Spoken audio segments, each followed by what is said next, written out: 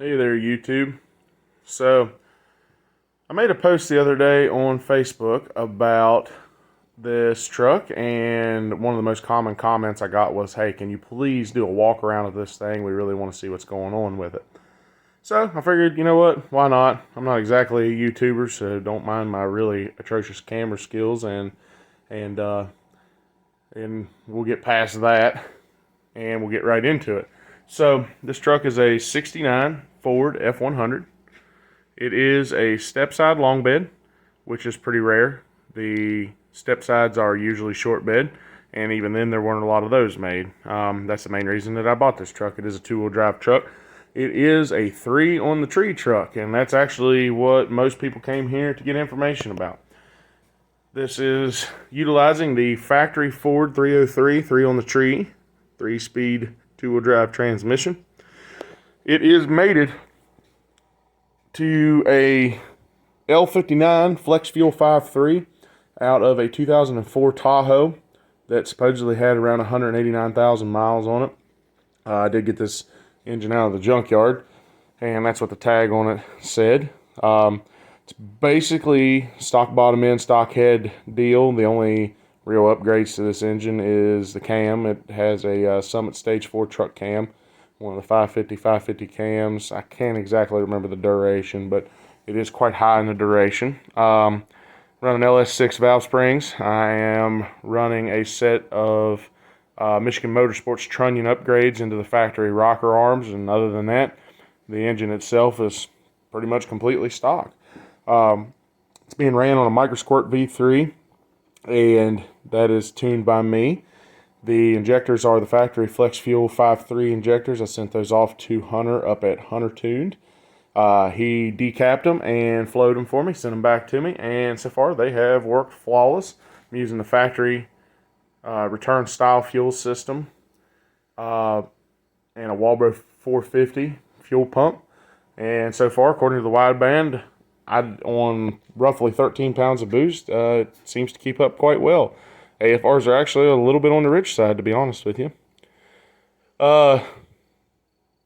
The turbo setup, pretty simple. Set of eBay forward swept headers, custom hot side that I welded up myself, and the star of the show is the venerable $200 eBay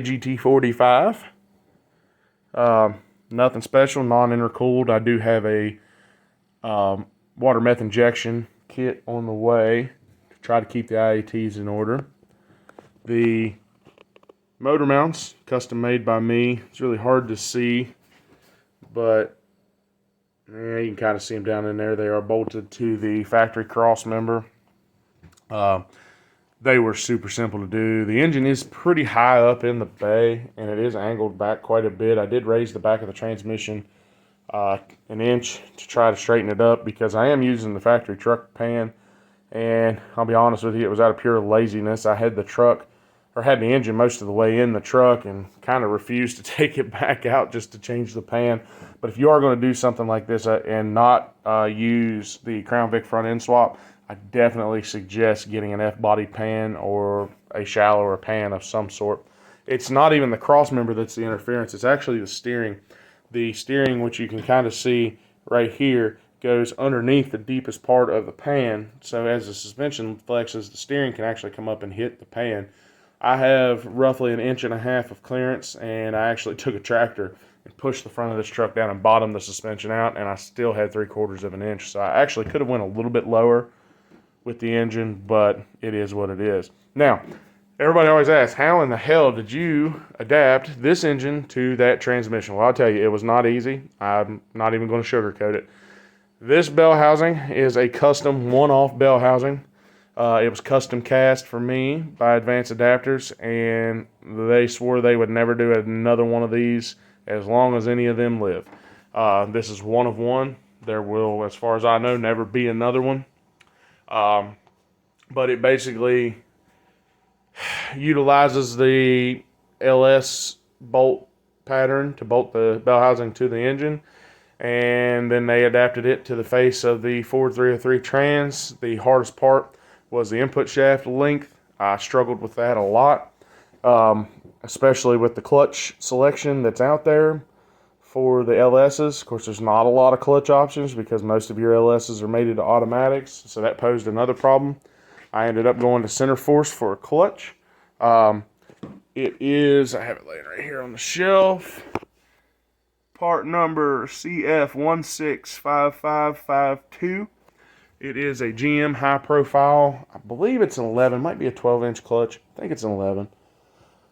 And it's only rated for 522 foot-pounds of torque, which does pose a problem because I'm pretty sure this thing is going to make way more than that, especially with these long gears. This thing has a 350 gear in it in the rear, but the transmission gearing is super tall. I think first gear is 232 to 1, and then second gear, I think it's either 132, no, maybe 163. I'll have to look that up. But either way, it's really tall gears. So this thing is going to get loaded down heavy.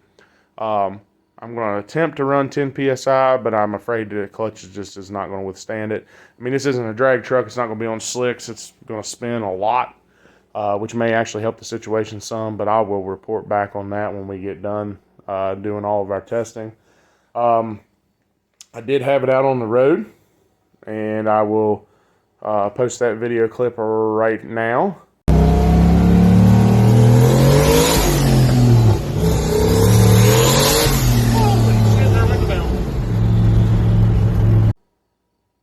And as you can see, it just blows the tires off in first and second gear. I didn't get to try third gear in that video because I had the factory tensioner and it did not have enough tension to hold the belt on, so the belt flew off. But I got that sorted now. I got an ICT billet manual tensioner.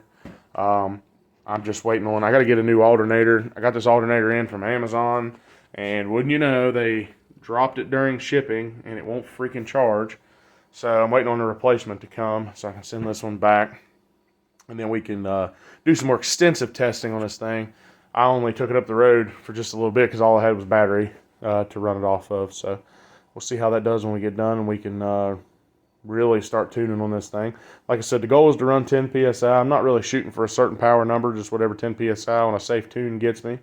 You know, as long as the AFRs are in like the 11.2, 11.3 range. Got quite a bit of timing pulled. I'm pulling 1 degree per pound of boost right now, which is quite a lot. That's super conservative. I could probably, on good fuel, get by with half a degree per pound of boost, but we're going to keep her safe and keep reading the plugs and see what that tells us. And yeah, I mean, this is still definitely a work in progress. This whole build has taken me, I don't know, almost a year now, I guess.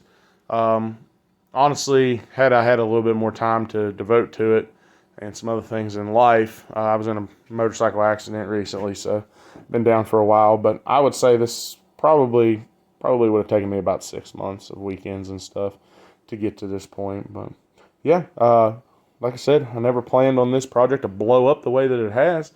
Seems like there's a lot of interest in it, and I really appreciate that from everyone. So I'm not out here begging for likes or subscriptions or anything, but if you want to see any more content from this truck, I do suggest subscribing because YouTube algorithm's not going to show it to you unless you come looking for it. But all right, well, thank y'all. Have a good one.